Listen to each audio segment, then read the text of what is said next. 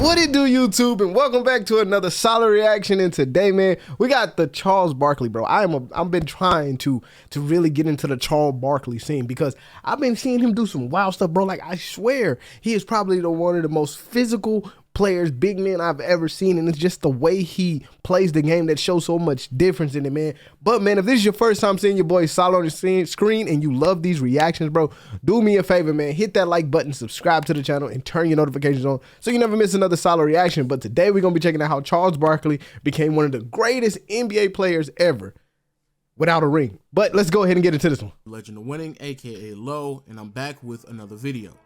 Now, the NBA is filled with phenomenal, great, talented athletes. Yeah. And unfortunately, for many of us, we are unaware of how talented and dominant they were when they were in the league.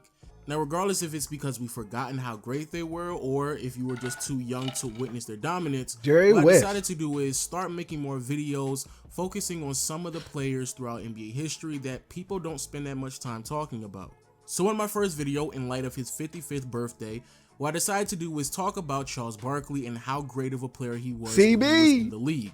Because before he was inducted into the Hall of Fame, before he was an analyst on TNT, and before people consistently mocked him about his poor golf swing, Charles Barkley was one of the greatest players in the league. No. We're going to go back and look at that. I ain't even know Charles. What type of... why does he have a hitch in it? Into the Hall of Fame, before he was an analyst on TNT. That was ugly. Before people consistently mocked him about his poor golf swing, Charles Barkley was one of the greatest players the league has ever seen, and that still holds to this day. The dominance that he displayed consistently throughout his career was amazing, and I honestly don't believe many people are aware of this. Charles Barkley was selected 5th overall in arguably the greatest draft class in NBA history.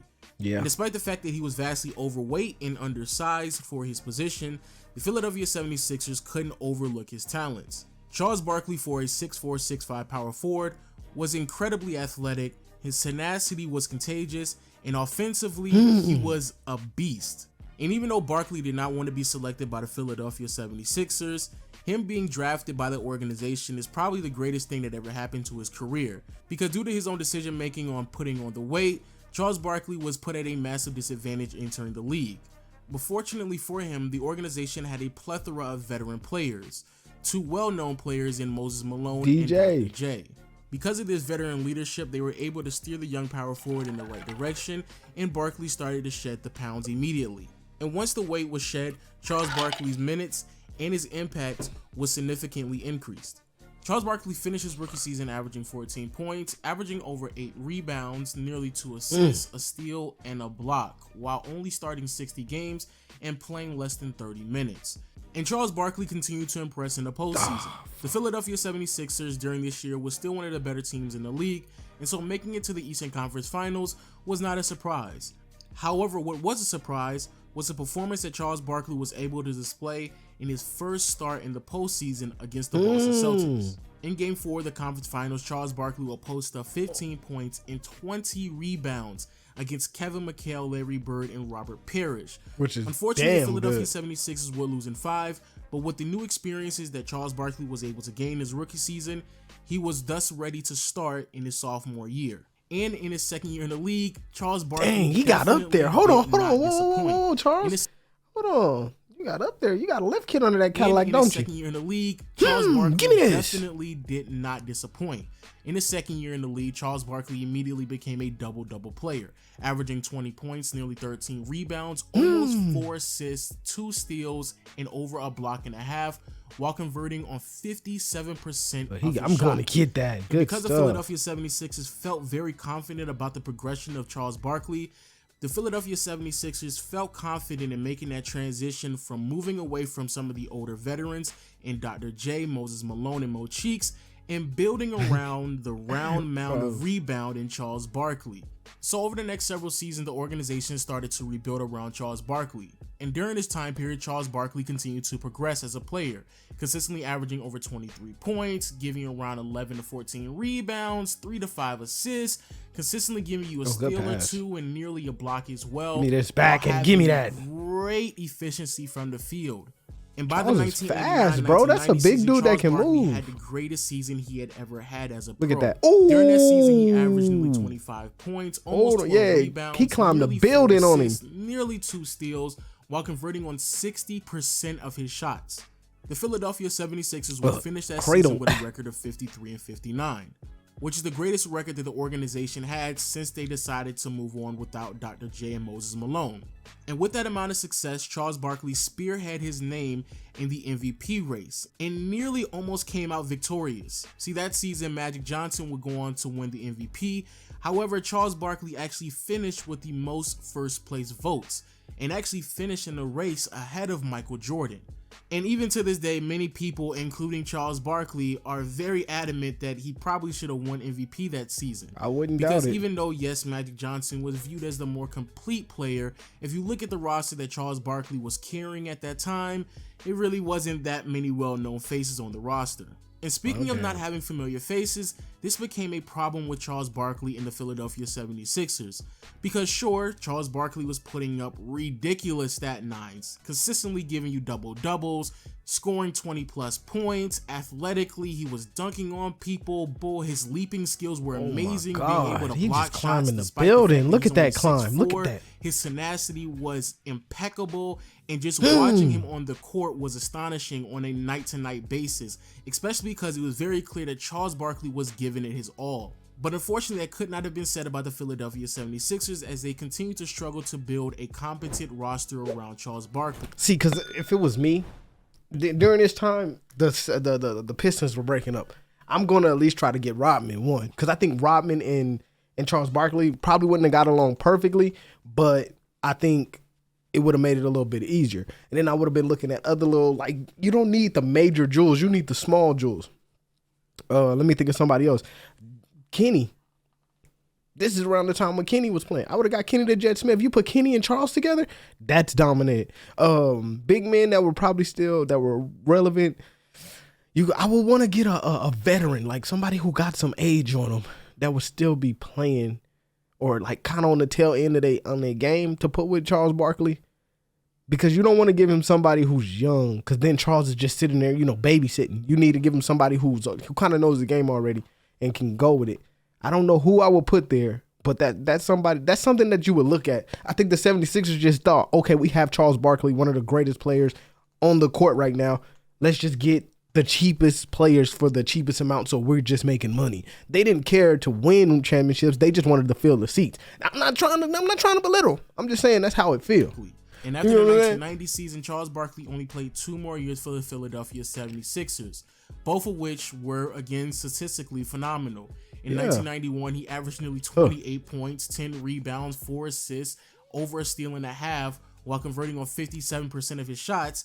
However, the organization was only able to win 44 games and was bounced out in the second round by the Chicago Bulls. Because of the lack of playoff success Barkley started to routinely see in his career, the demands of him being traded to another organization started coming up. Yeah, and I gotta go. After the 1992 season, Charles Barkley was eventually traded. Bro, that is a lot of weight. How big is Charles? Like what is Charles? How much does Charles Barkley weigh? Because I'm so like playoff success Barkley started to routinely see in his career. That whole the demands of him being traded to another organization started to uprise. And after the 1992 season, look at that. The whole thing want to come down. Charles Barkley was eventually traded to the Phoenix Suns. Now, before we get to the Phoenix Suns part of his career, let's be very clear here. Many people, they talk about Charles Barkley's Phoenix years because he won the MVP and made a finals appearance. But I'm here to tell you that Charles Barkley, when he played for the Philadelphia 76ers, was just as impressive as he was when he played with Phoenix. And for many people out there who are unaware, especially those out there who get caught up in the idea Phoenix that jerseys the Phoenix team wasn't that great, before Charles Barkley even joined this roster, the Phoenix Suns had seen a lot of playoff success in years prior. The difference was that Charles Barkley was a legitimate superstar, and you could easily tell the difference between what Charles Barkley was able to bring to the floor on a night-to-night basis with his dominance, as he would go on to average 25 points, 12 rebounds, 5 assists, over a steal, shoot 52% from the field, and what Kevin Johnson was able to do on a night-to-night basis before Charles Barkley was on the team, which was still really impressive. Kevin Johnson, one of the more forgotten players through the 90s, was a consistent 20-point, 10-assist player. However, his ability to really turn it on and put this team over the top, it was unseen. So now with a legitimate superstar and a cast of players that have consistently proven as a unit that they were a 50-plus win team, the Phoenix Suns immediately became a threat. Charles Barkley, as we all know, won the MVP in the 1992-93 season. The Phoenix Suns would finish with a record of 62-20. With a top 10 defense and the #1 ranked offense in the league. And before they made it to the NBA Finals, that boy right there got, Suns he got the uppy ups. Juggernaut of a Western Conference to fight Chambers. through. Most noticeably, in the second round, the Phoenix Suns had to match up against the San Antonio Spurs, in which Charles Barkley iconically made a buzzer beater over David Robinson. And then in the conference finals against the Seattle Supersonics, Charles Barkley, and even he has said this himself, had the greatest performance of his career. 44 points, 24 rebounds for Charles Barkley. And in the finals, Charles Barkley did not disappoint, averaging 27 points, 13 rebounds, 5 almost 6 assists, a steal. But you're going up against Mike. 47, almost 48% of his shots. Now, unfortunately for Charles Barkley and the Phoenix Suns, they matched up with Michael Jordan. And the crazy, before he even finished, this is how I've always felt about this. People have downgraded Charles Barkley because he lost to Mike. Like, I just want you to keep this in mind. We downgrade a lot of players because they lose to the best player. Like, and think about it. Even with the Stephen Curry and LeBron James situation, let's think about that. LeBron James, Stephen Curry loses to LeBron James. We usually say Stephen Curry's not a great player. He's not one of the greats. He can't win, but by himself, he can't do this. But he's still a great player. He's still a top 10. He's still a top 10 player. In today's game, he's a top 10 player. No, regardless of what you say, he's a top 10 player. And I feel like that's what it really comes down to. We measure people's skill bases and everything to the greatest player of all time, and then we belittle them because they never got to that. But if we get him to that, he's the greatest player. So then we belittle the person that used to be the greatest player because he never got to that. You know what I'm saying? Like, we need a spectrum. What is really greatness? Because sometimes you don't win rings. Sometimes you don't. Like Charles Barkley, he's greatness. We write greatness there, but he don't got a ring. And the things that we like, LeBron James, same thing. I think he's a great player. I just don't think he's the greatest player. That's just what it is. And I mean, a lot of players are on that scale of what should be considered great. And, I don't know, man. To me, I just feel like it's a little different. I don't know. However, it was still a hard. It just needs to be a little bit more of a window. The majority of the games were decided within a 6-point margin. After the 92-93 season, Charles Barkley consistently attempted to make another playoff run into the NBA Finals, but unfortunately he fell short as Western Conference teams started to become much more stacked, and his help that he thought that he was going to be able to have in Kevin Johnson started to suffer from injuries as his career continued to progress. And at the end of the 95-96 season, Charles Barkley wrapped up his final year as a Phoenix Sun. And went to the Blazers, right? 23 points, nearly 12 rebounds, almost 4 assists, a steal and a half, while shooting 50% from the field. After his time in Phoenix came to a conclusion, he decided to take his talents to the Houston Rockets, play alongside Clyde Drexler and Hakeem Olajuwon, but unfortunately, things never really worked out either.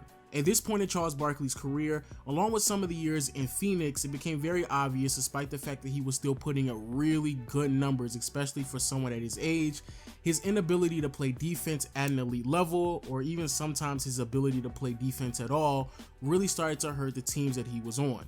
Which definitely shows throughout his entire career, because despite the fact that Charles Barkley would finish his career with multiple All-NBA selections, never once was he even considered to make an all-defensive team. And after playing 4 years with the Houston Rockets, 2 of which were plagued with injuries, after the 99 I swear he played for the season, Blazers. Barkley decided to call it a career. And Charles Barkley last year in the NBA, he averaged nearly 15 points. I'm tripping. Who played 11 rebounds. Yo, am I tripping? Who the hell played for the Blazers after they left? Somebody played for the Blazers. Scotty. It was Scotty. It was Scotty and Clyde Drexler that played for the okay. Don't worry about it. I figured it out. 3 assists, a steal, while converting 47% from the field, which is vastly impressive when you start to consider throughout his entire career, outside of his rookie season, Charles Barkley never averaged under 10 rebounds. And speaking of rebounds, and I think this should go without being said, Charles Barkley is by far one of the greatest rebounders the league has ever seen. Ooh, as of right now, pass. Charles Barkley is 20th in total rebounds. More specifically, he is 5th in offensive rebounds. When it comes to points, he recorded over 23,000 points, which finished 26th in the NBA. And when it comes to assists, he recorded 4,015. That's not bad. Which is 96. And finally, and them is not bad numbers, bro. Like, look at that, 25th in steals of all time. Bro, come on, man. Them is not bad. I could see if he was in the lower, like, oh, the 100 mark, or, you know, the below 100. So like 150. Once I would be like, okay, you were average. But these are in the top half, and he didn't win a ring. So you got to get, yeah, we're going to give him his flowers for sure. Over 1,600 steals, which is 25th in the NBA. Which means that Charles Barkley finished top 100 in 4 out of the 5 major statistical categories, which is something that only a handful of players can say they were able to accomplish during their career. Also, since we're looking at his numbers, Charles Barkley finished his career averaging 22 points, nearly 12 rebounds, almost 4 assists, and a steal and a half, which is something that only a handful of players can say that they were able to do during their primes. Let alone Dr. J, I see that. Set numbers. Also, Charles Barkley finished with 710 double-doubles, which is 7th all time. He finished with 55 20 rebound games, which is 11th all time. And Charles Barkley had a 56-point outing in the postseason, which is the second most points scored in the playoffs behind Michael Jordan's 63-point performance. Barkley also finished his career as an 11-time All-NBA player, 7 of which were... Look at them. They get on my nerves. Both of them get on my nerves with this, bro. Barkley also finished his career as an 11-time All-NBA player, 7 of which were first-team selections, a regular season MVP in 1993, led the NBA in rebounding in 87, and plenty other memorable moments that left a lasting impression on the NBA. So with that being said, here's to Charles Barkley, one of the greatest players the league has ever seen, a player who allowed us to look beyond height and more so focus on skills and talent. What is this dude? To determine Charles guy is the jokester, bro. With that being said, I'll see you all later. All right, man, that is the end of this video, man. I'm not gonna lie. I think Charles Barkley deserves a lot more credit than we give him credit for. I think people look at Charles Barkley and be like, man, you never won, bro. And that's like his only downfall is he never won a ring. Like, if you really think about it, like, what else did Charles Barkley not achieve? He just didn't win a ring. And to me, I think a ring does matter. But I also want to say that's more of a team thing. Your stats is what matters when it comes to really being a great player. Now, being the greatest player, you need rings, you need your stats, and you need a community behind you that shows that you're the greatest. And that's the things that we look for the greatest player of all time. But just to be a great player, his numbers are God, basically spot on. We don't need much to show that Charles Barkley was a great player. So, man, thank you guys for checking out this video, man. If this is your first time seeing your boy Solid on your screen, man, y'all want to see me react to some more videos just like this, man, do your boy a favor, man. Hit that like button, subscribe to the channel, and turn your notifications on so you never miss another Solid reaction. And I'm going to see y'all in the next one. Peace.